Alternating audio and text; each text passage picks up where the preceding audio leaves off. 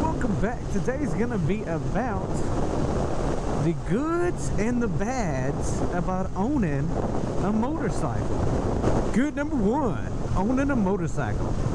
It's cool as shit. Alright, I'm just saying.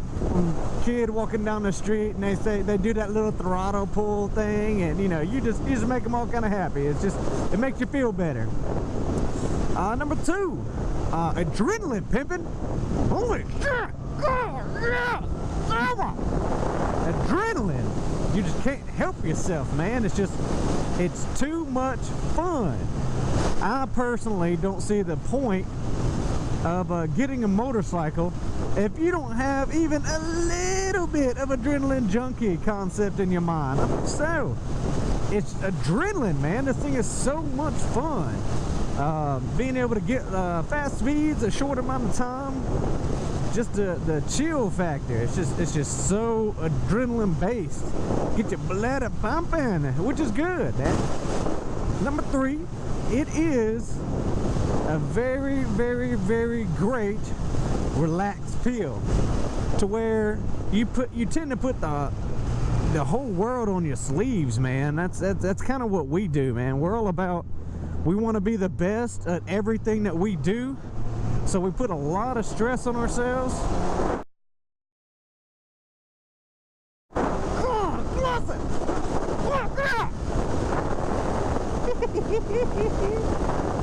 think that's a cop.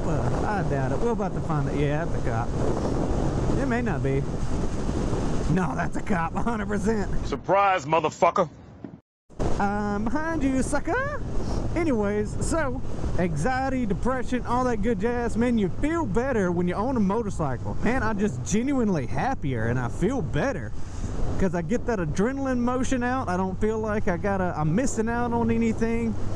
I don't feel like I'm just having a repetitive day every single day, man. It just, you know, let's say your job is very mundane. Let's say you're at a desk, or you do the exact same thing every single day. Now, you can do one or two things. You either change your job up to where you get a little bit more excitement, but let's be honest, you've probably been at that job for 5 or 10 years. You've already embedded so much time into it. And you know, you got a 401k building up, you got responsibilities. People are going to think you're going through a midlife crisis just straight changing your job up because you're not happy. It's got nothing to do with you not being happy, man. It's just the fact that you're not relieving that outlet at all. U.S. Park Ranger. Oh god, here I was stressing out over being a cop. Cheese and crackers. Any day now. Sucks for you, coppers.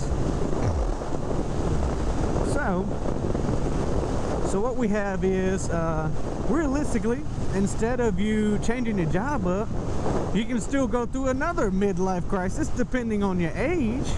But get you a motorcycle, man. It doesn't even matter what kind. I have been on a cruiser, and I've been on an off-road motorcycle, but I own the sports bikes, of course. But just get on a bike, even if it's like low cc, it's low power. Just getting on it, getting on two wheels, making you feel more one with the road and nature.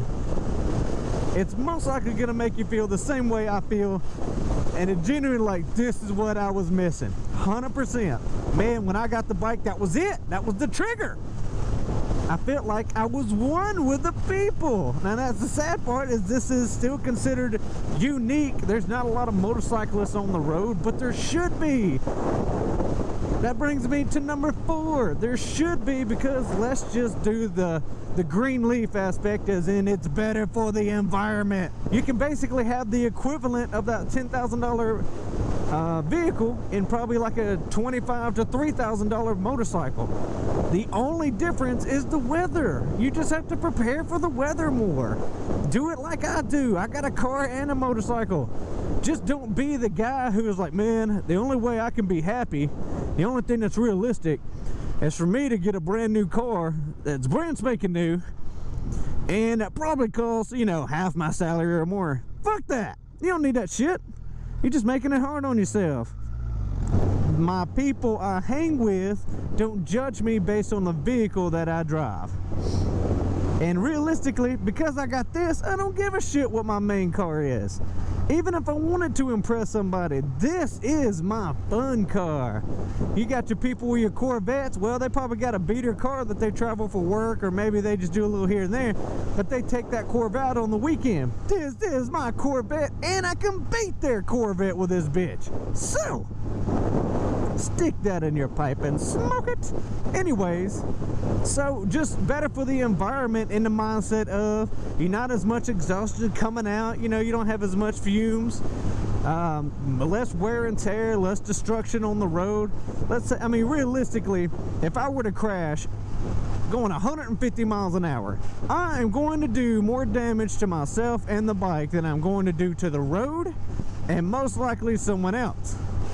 Now, hopefully that wouldn't be the case, but you got a car going 60 miles an hour, 100 miles an hour, and they crash, they're going to be able to totally destroy railings on the side of a road, concrete, the type of destruction. I mean, we all hear about that one vehicle that basically crashes like on the highway and causes a highway collision of like 15 cars back. Because it is what it is. It ain't much you can do about it. Motorcycle, it would suck, but you're less likely to cause that type of devastation to anyone other than yourself, because you're just a smaller compact vehicle. So, got in your headspace, or you allowed other people to get in your headspace, and you know, we don't. I mean, there's only so much you can do. Look at that guy just gawked at me like crazy, man. He's like, look at that, look at that. So get you something out on the road, because the community of motorcyclists, man, it doesn't matter. Like, I'm more of a business-like style, and it doesn't matter if I met it with a Golf. All black, completely suited and booted. He got on this like a 50-year-old cruiser, and I got this, you know, brand new sports bike.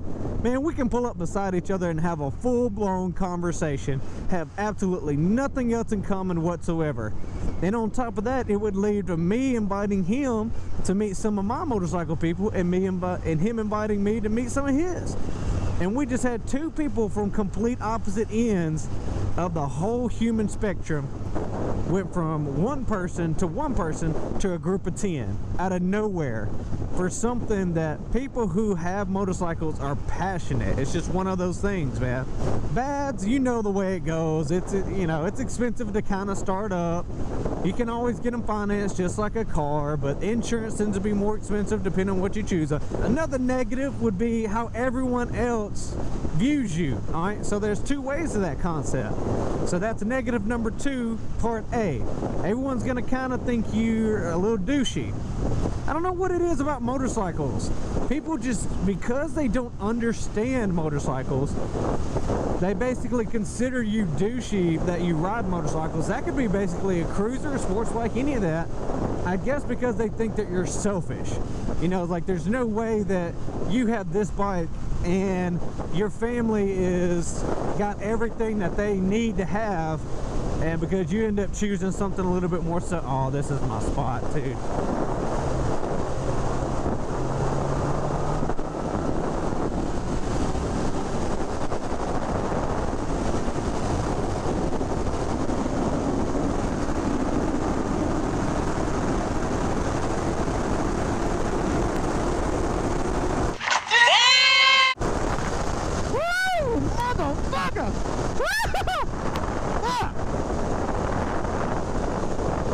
Look at it slow itself down. Shit! Fuck yeah! Oh, I love straightaways. No matter what the negative is, man, you can't come back with that shit. Woo! My bad, guys. I just can't help myself. Anyway, so the negative, number 2, part A, people thinking you're a douchebag because every once in a while you do stupid shit like that. But the only reason they see it as stupid is because, one, it is stupid. There's absolutely no reason whatsoever I should be going that type of speed. But I saw the only one vehicle, I saw the straightaway, and I drive this road almost every single day. I have the advantage of having a little bit more information to ensure that I'm not making a ridiculously stupid excuse. I would never do something like that on a road that I've got no idea about, unless it's like a main highway and I see that there's no vehicles. I want to cause the least amount of devastation as possible if something were to go wrong. I want to have as much in control as possible. So negative number 2, part B, is how people see you in a mindset of they think you're stupid. So douchey number 1, think you're stupid number 2, because how dangerous these things are. You see how dumb that was, going like that type of speed on the road? That's stupid, okay? Stupid. But, and it is dangerous, but it's all about the rider in combination with how they treat their surroundings. Such as, I didn't just do that type of speed when there were 6 people on the way, same my lane, and 3 people on the way back. I did it with a clear road. I didn't do that type of speed when it's raining, pouring down rain, sleet, snow, hail, even a lot of leaves, even during the summer when people are blowing leaves on the side or mowing their grass. As safe and as realistic as you possibly can if you're gonna be stupid. I'm in full gear 24/7. Takes away from the stupidity. Like most things I learned on the motorcycle, other than by trial and error, was I did get a motorcycle safety course. Takes away from the stupid. I've got a camera. You guys see me every day. Takes away from the stupid. So, if people are going to think you're stupid because they don't quite understand why you're on a motorcycle due to how dangerous they are, the only thing that I can say is have the quickest response, because you are going to have to defend yourself to an extent. Have the quickest, shortest response that you can to ensure that, yeah, it can be stupid, but I am not a stupid rider.